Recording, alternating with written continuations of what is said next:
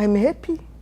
I'm happy. Albert Nasavioma's sister, her husband, and their 5 children have been in Canada for almost a month.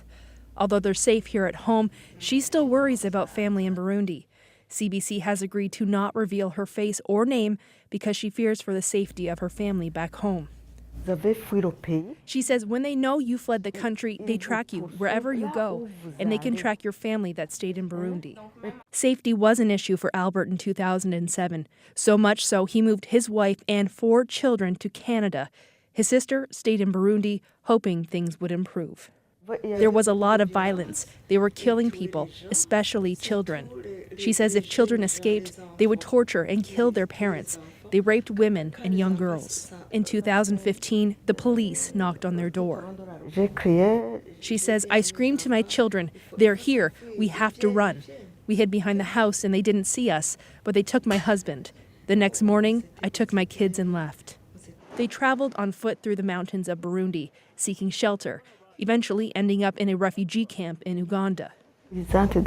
She says they come into the refugee camp to get you, to see who's there. We were always afraid. Violence escalated in April 2015 when their president announced his candidacy for a 3rd term, which many in Burundi considered unconstitutional. Meanwhile, back in Canada, Albert would speak to his sister over the phone. He worked on bringing them here. It took until the end of 2015 for them to fill out all the forms.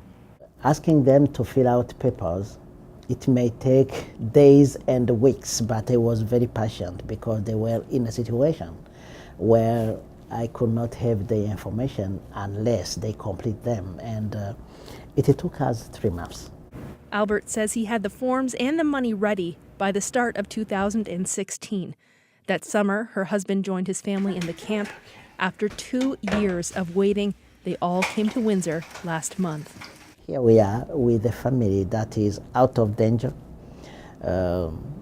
trying to make it out into Canada, the way of living, the culture, and so on and so on. I think that it is the best gift that I should have ever got. Even though the weather is unlike anything the family has encountered so far, they're happy to be safe and relatively warm here in Canada. Stacey Janzer, CBC News, Windsor.